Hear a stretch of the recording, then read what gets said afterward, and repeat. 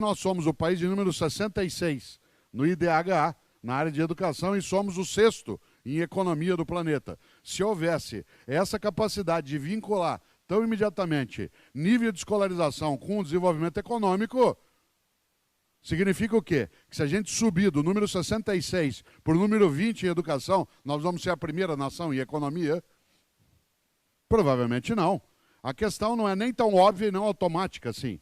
Há coisas envolvidas na temática que elas são um pouco mais amplas. E nessa hora, vale Milor Fernandes, grande carioca nascido no México, que infelizmente morreu em março do ano passado, com 88 anos. Milor dizia, é verdade, se você não tem dúvidas é porque está mal informado. Se você não tem dúvidas é porque está mal informado. É claro que eu não sou tolo, não desejo sê-lo, ao fazer essa brincadeira em relação ao aluno coreano, mas o que eu estou querendo é relativizar algumas coisas que se colocam em relação ao peso na estrutura escolar, isto é, no equipamento escolar. Toda hora me perguntam, e aqui quem é professor, né, quem é universitário, mas toda hora perguntam para nós, né, Marileno, o que você acha? Qual é o papel da educação na formação de valores para uma sociedade? Eu digo, é desse tamanhozinho assim, ó. A criança fica 4, 5 horas conosco, fica 19 fora da escola. Ela fica horas assistindo televisão, um outro tanto no meio da família, um outro tanto no meio do lazer, uma outra parte no shopping. E você vem perguntar para mim. O que eu posso fazer? Eu posso fazer algumas coisas, mas eu não posso fazer o conjunto das coisas. Afinal de contas, é um espaço mais restrito em relação a essa questão. Uma outra coisa que se pergunta muito para nós é assim, professor, por conta até, o prefeito falou da questão ética, pergunta para mim, outro dia eu estava num debate com empresários, o empresário falou, professor, qual é o papel da escola para a questão da decência no país e do impedimento à corrupção? Eu disse a escola, muito pouco, mas vocês, empresários, têm um papel muito sério. Aliás, porque como não existe corrupção sem corruptor, e como corrupção se faz com dinheiro, eu vou lembrar para vocês. Enquanto a gente vai discutindo essa questão na escola, parem de corromper.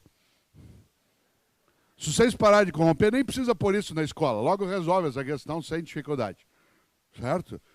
Por que eu estou dizendo isso? Porque há um massacre cotidiano sobre a estrutura escolar.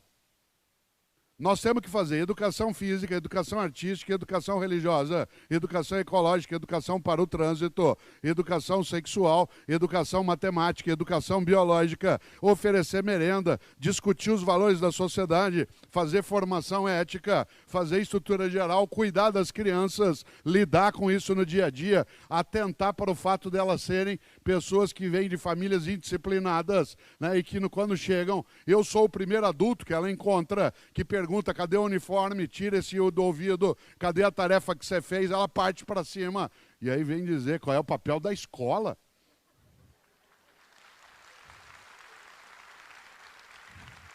Você já pensou? Claro, nós temos muita coisa a fazer, mas não sozinhos. Aliás, tem uma questão que é séria. Uma hora nós vamos largar, hein?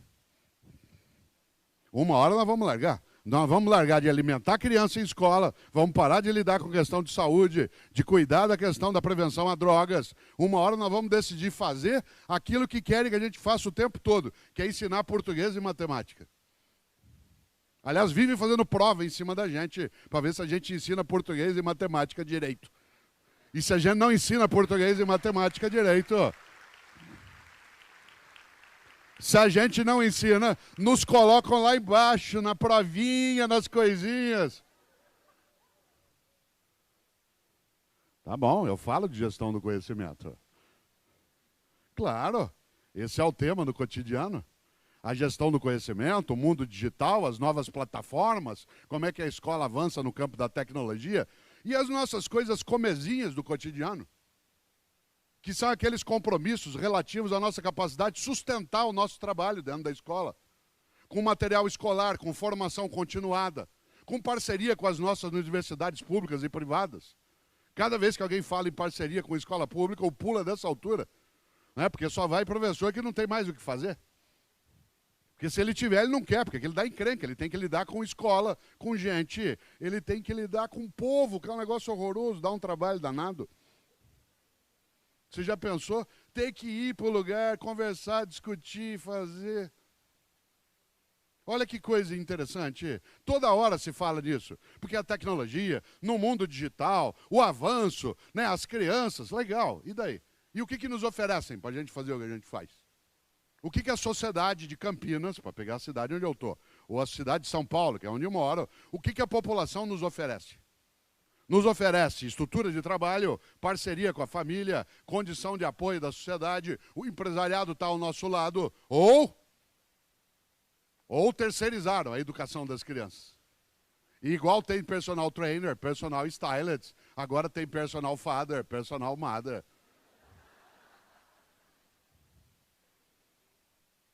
E aí fala em gestão do conhecimento. Claro, nós até damos conta, hein? Se precisar, nós ensinamos português, matemática, ensinamos biologia, história, física, geografia. A gente sabe fazer isso, hein? Se precisar, nós fazemos. É que não dá tempo. Sabe por que não dá tempo? Porque nós temos que cuidar das crianças, para elas não se matarem, para elas não consumirem droga, para elas não entrarem em desespero, porque ela não convive com o adulto.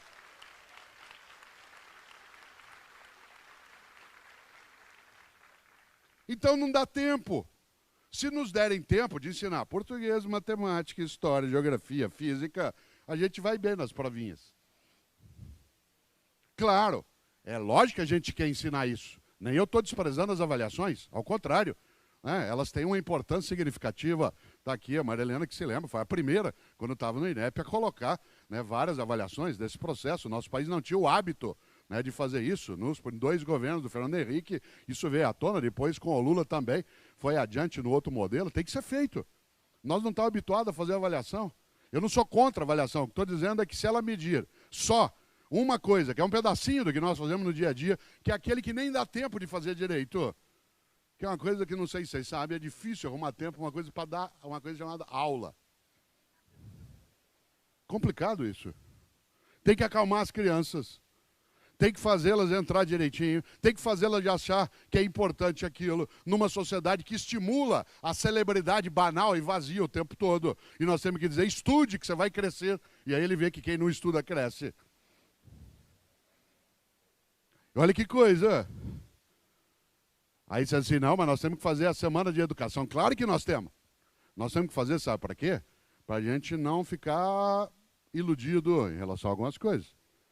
Claro que é necessário que a gente lide com o conhecimento científico, que a gente dê uma grande, sólida formação, dê base de cidadania, solidariedade social, tudo isso é decisivo. Mas, por favor, nos ofereçam condição para fazê-lo. E não é só salário, hein? Não é só salário, porque salário é uma questão importante, a Solange sabe o que significa. Nenhum e nenhuma de nós aqui é tolo da área de educação pública de imaginar. Eu fui secretário de Educação na cidade de São Paulo, em nenhum momento eu tinha ilusão de que se eu reajustasse o salário em 100%, haveria uma melhora de 100% na área de educação. É óbvio que nós queremos melhores condições de trabalho, mas não é isso que nos gruda. O que nos gruda é, de fato, uma atenção com a educação que não seja cínica, que não seja apenas uma fala que é feita em alguns momentos, que seja uma coisa do cotidiano, isto é, um compromisso que não seja eventual, que nos apoie, nos estruture, que faça com que, por exemplo, alguns dizem assim, professor, como é que a gente faz? Eu que trabalho na área do comércio, eu que trabalho na indústria, eu que trabalho no ramo da economia, como é que a gente faz para aumentar o dinheiro na área de educação? Eu digo, pague imposto direito. Nosso orçamento é carimbado, é só não haver evasão fiscal que aumenta o recurso na nossa área. E você, cidadão, cobre a nota fiscal, cada vez que você não cobre, você está tirando dinheiro de dentro da escola, porque como o orçamento ele é carimbado. Aí você diz assim, ué, mas o que isso tem a ver com conhecimento? Conhecimento até a gente se vira depois. Não é uma encrenca assim tão grande. Né? A grande questão não é essa. Inclusive porque o nosso menino, com o chinês ou o coreano, a diferença, a gente tira até, se a gente tiver tempo, com tudo isso que a gente tem. Um menino de 15 anos nosso entende o que o menino de 11 entende na Coreia. Era para não entender nem o que o de 5 coreano entendesse. Se a educação está do jeito que está, como é que nós estamos só com uma diferença de 3, 4 anos assim? Obviamente, eu sou da área de filosofia, como lembrou a nossa mestre de cerimônias, e a tarefa da filosofia é perturbar. E é claro que eu aqui não estou, de maneira alguma, querendo colocar uma visão triunfalista sobre a educação, mas também não quero, de maneira alguma, que ela seja catastrofista. Isto é, que a gente esqueça de qual é o lugar certo em que as coisas estão. Educação não é o crime perfeito em que só há vítima. Educação tem autoria.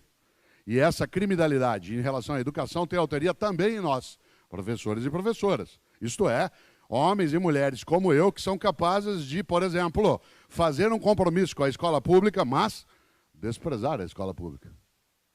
Tem colega nosso da área de educação pública, que vários sabem disso, que ele dá aula na escola pública, mas ele despreza a escola pública. Um jeito do desprezo é ameaçar o filho dele com a escola pública. Você não está estudando, você vai ver, vou te pôr numa escola pública. Você vai ter que conviver com aquelas crianças lá, você vai ver como é que é. Ó, interessante. Aquela pessoa que fala do cidadão e da cidadania, mas ela não considera que a criança na escola, o pai da criança na escola é o dono daquilo.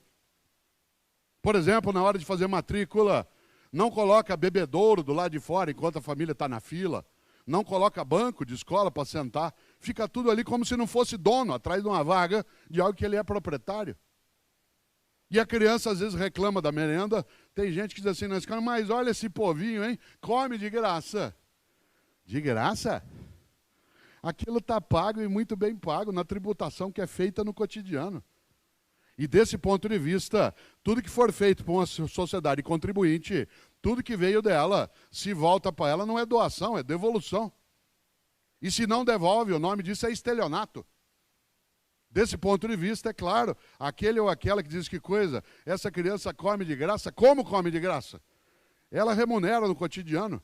E ela remunera por meio do consumo, por meio do tributo direto sobre propriedade ou renda, sobre o tributo indireto de consumo.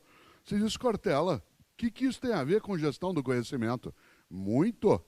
Porque ficará mais fácil a gente cuidar dessas outras coisas, isto é, da humildade nossa em respeitar o cidadão como, de fato, um cidadão. Isto é, aquele que em português a gente chama de contribuinte, que é uma palavra um pouco estranha, porque um imposto é imposto, você não é um contribuinte, você não está dando uma contribuição. É diferente de passar uma sacolinha aqui agora, né? Se fosse uma igreja até eu faria, né? Já imaginou? Quem diria? Ele não é contribuinte. Nessa hora o norte-americano é um pouco mais claro. Ele chama a si mesmo de taxpayer. Isto é, eu pago o imposto, pago a taxa. Se eu pago, o que você faz? Me devolve. Que jeito? Em forma de serviço. E se não está direito, eu te processo. Você diz como processa? Por quê?